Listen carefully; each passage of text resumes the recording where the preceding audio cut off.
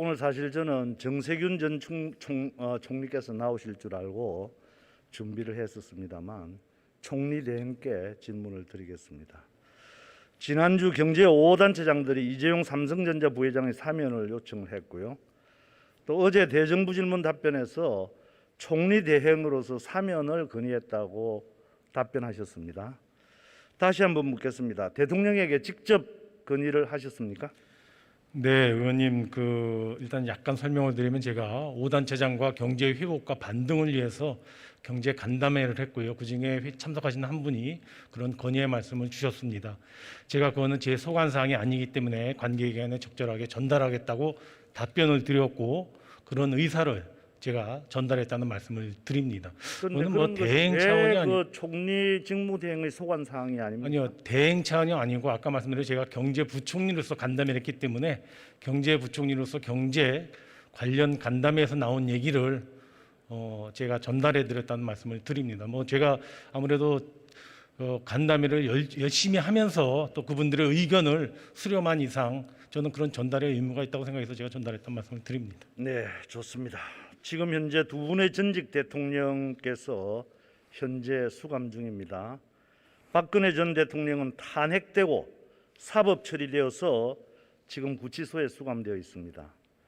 저를 포함해서 많은 국민들은 박근혜 전 대통령에 대한 탄핵이 잘못되었다고 믿고 있습니다. 탄핵되고 사법 처리되어서 22년 징역형에 벌금 180억, 추징금 35억 원 선고를 받고 1482일째 수감이 되어 있습니다.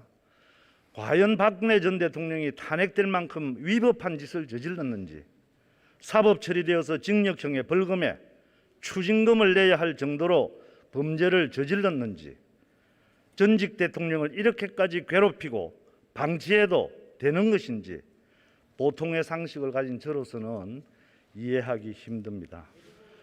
여론조사를 보면 저의 마음과 다를 바 없는 국민도 절반 가까이나 됩니다.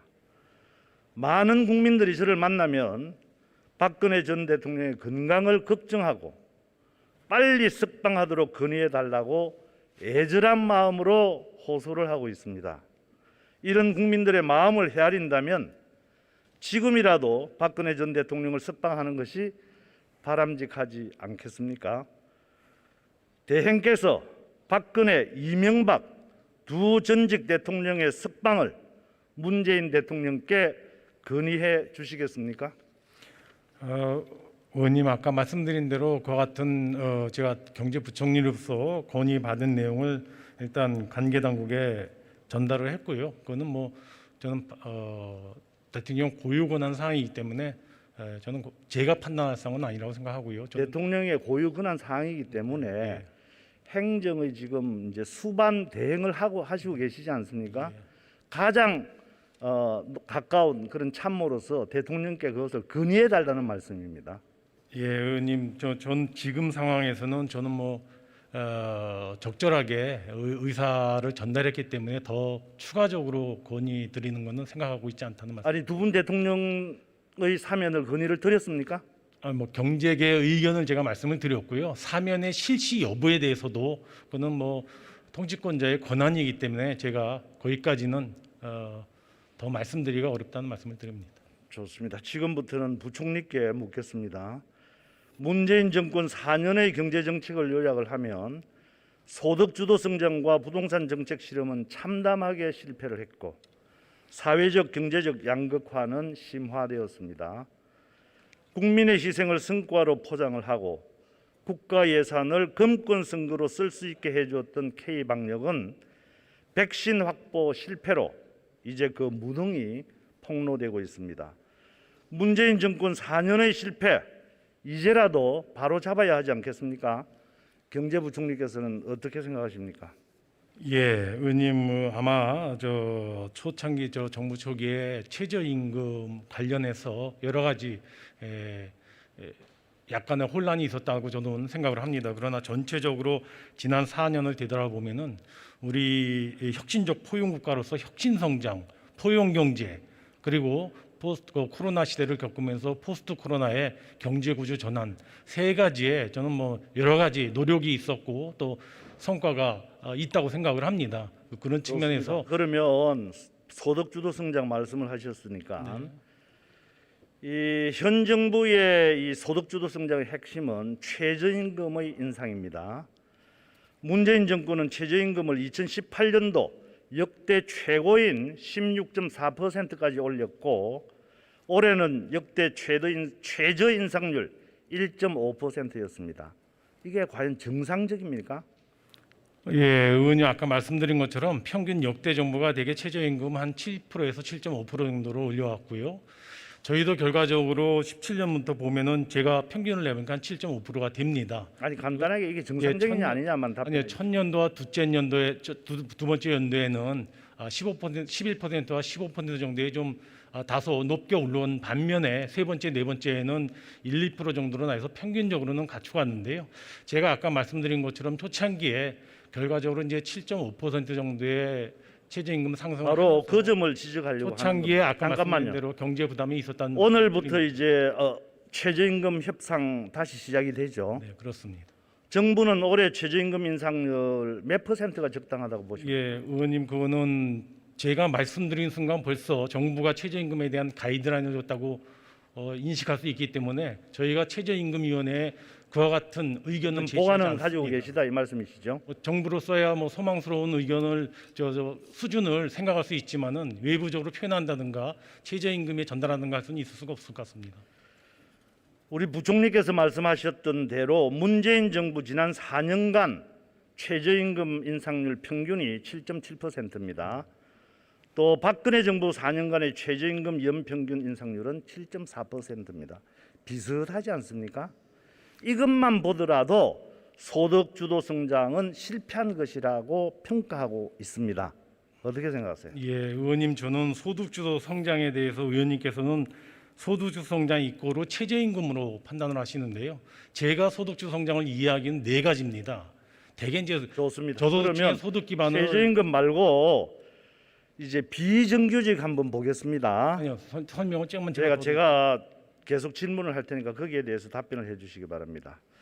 문재인 정부의 비정규직의 정규직 전환 약속과는 달리 비정규직은 2017년 657만 8천 명에서 2020년 742만 6천 명으로 오히려 84만 8천 명이 늘었습니다. 이 현재 우리 문재인 정권의 이제 그 정책적인 목표 자체가 비정규직 제로 아니겠습니까? 이 점에 대해서 어떻게 생각하세요? 네, 의원님 저는 뭐 비정규직 제로라는 것이 정말 비정규직이 제로라는 뜻보다도 비정규직을 최대한 줄이겠다는 의지의 표현으로 저는 생각이 되고요. 경제가 계속 줄여야 되는데도 불구하고 네, 근데 늘어났지 않습니까? 제가 말씀드리면요.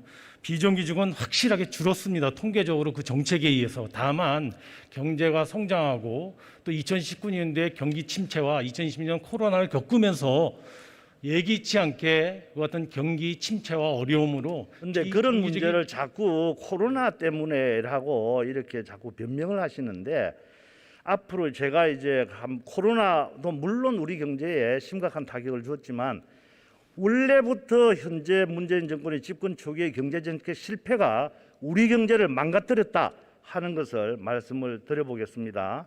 의원님 제가 답변 제가 조금 더 말씀을 드릴게요. 아까 비정규직 숫자가 줄었다고 했지만 2019년도 최저임금 인상률은 16.4%로 피크를 찍었지만은 2019년도 비정규직 근로자 수 역시 748만 1,000명으로 피크를 찍었습니다. 이것은 코로나 오기 전의 일입니다. 이것이 바로 소득주도 성장의 민낯이라고 하는 겁니다. 예, 집권 초에 소득주도 성장 정책을 무리하게 밀어붙인 결과 대한민국 경제의 중추가 끊어졌습니다. 2019년도의 경제 지표가 그 생생한 증거입니다. 2019년도 우리나라 설비 투자 2013년 이후 9년 만에 줄어들었고요. 2009년도 금융위기 이후 10년 만에 최악의 경제 성장률을 기록했고요. 2000년 이후 19년 만에 산업 생산 능력마저 감소한 데다가 제조업 생산 능력은 1971년 이후 48년 만에 처음으로 하락을 했습니다.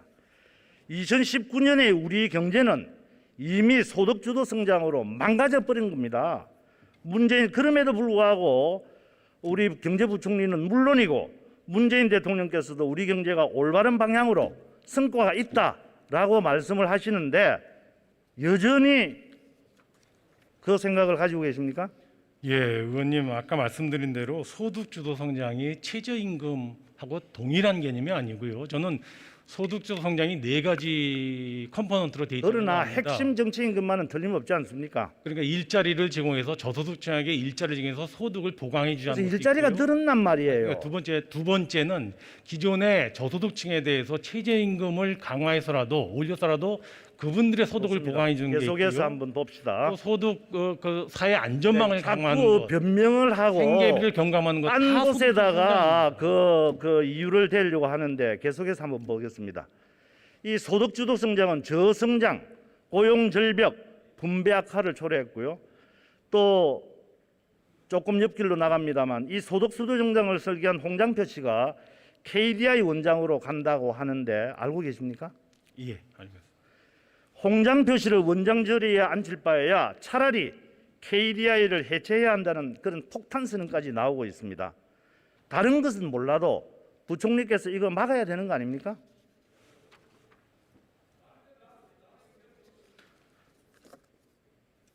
뭐 그거는 적절한 절차를 거쳐서 뭐 누가 임명하는 것도 아니고 관련 절차를 거쳐서 적격자를 갖다가 뽑는 거기 때문에 그 절차에 저는 맡겨진 내용이라고 생각이 듭니다. 우리 경제를 이렇게까지 망친 그런 정책을 설계한 사람인데 이런 사람을 KDI 원장 자리에 앉힌다는 것은 나는 도저히 상식적으로 예. 납득하기 어렵습니다. 그래서 제가 소득주 성장에서 한 번만 더 답변을 드리겠습니다. 지금 잠깐만 저 의원님께서 제가 쭉 한번 이야기를 해보겠습니다. 계속해서 지난 4월 14일 통계청이 3월 고용 동향을 발표를 했는데 여기 보면은 경제부총리 그 발표한 결과 내용을 알고 계시죠? 예. 평가를 하시면 어떻습니까? 네, 의원님 뭐 코로나 위기를 겪으면서 고용에 가장 큰 충격이 왔다는 것은 뭐 저희가 부인하지 않고요. 특히 이 코로나 팬데믹 자체가 100년 만에 온 경기 침체이기 때문에 고용도 여러 가지 과거의 상황에 비해서 굉장히 악화돼 있습니다. 다만 3월 고용 동향만 본다면은 그 어려운 과정에서도 1, 2월 달에 특히 고용 사정이 굉장히 어려웠는데요. 3월부터는 물론 기저 효과도 있지만은 경제 회복에 힘입어서 고용 상황이 좀 경제부총리의 개선되고 있다는 답변하는 말씀을 그 태도가 지금 문제라고 저는 지적을 하는 겁니다. 왜 문제의 핵심을 비껴가면서 자꾸 그런 것을 남 핑계, 다른 것에 핑계를 대는 겁니까? 그렇기 때문에 우리 국민들이 내로남불 정부라고 하는 겁니다.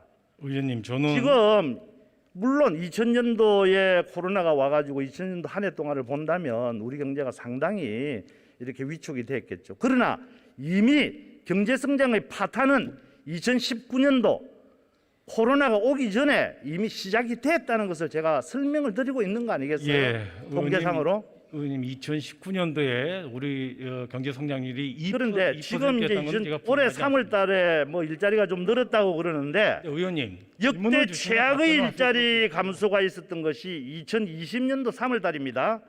이 기준으로 해서 올해 3월 통계를 가지고 일자리 상황이 좋아졌다고 하는 것은 정말 부끄러운 일 아닙니까? 그마저도 60대 이상 노인 일자리가 40만 8천 개 증가했기 때문입니다. 30대와 40대 일자리는 그 최악이라는 2020년 3월보다도 더 나빠졌습니다. 그런데도 불구하고 정부는 계속해서 잘하고 있다. 일자리가 늘어났다고 하는 겁니다. 국가가 청년들의 일자리는 죽이고 세금으로 노인 일자리를 만들어서 고용률을 높이는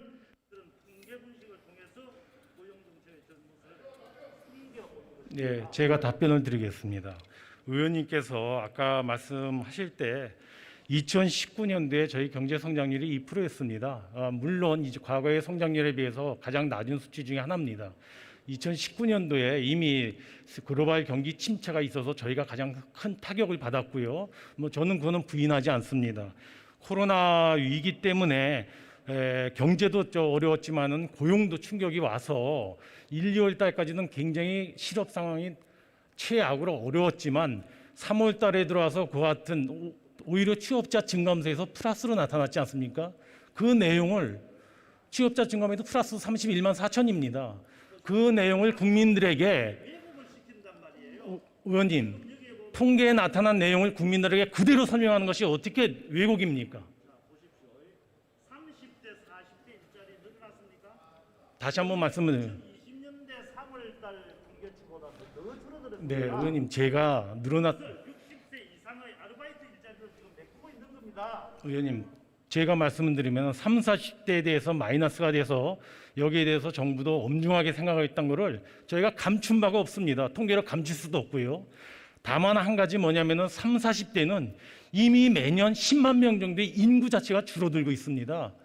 인구가 10만이 줄면 청년 고용률하다가 고용률을 곱한 수만큼은 취업자가 감소합니다. 그런 것도 영향을 미쳤다는 말씀 하나 드리고요. 두 번째는 자꾸만 노인 일자리에 대해서 말씀을 하시는데요. 아니 제가 답변 드릴 시간 그러니까 노인 일자리로 자꾸만 통계 분식을 했다 그러는데요. 저는 그 말에 동의하기 어렵습니다. 지금까지 100년 만에 맞는 코로나 위기 상황에서는 노인들에게 단기적인 일자리 주는 것도 매우 중요합니다.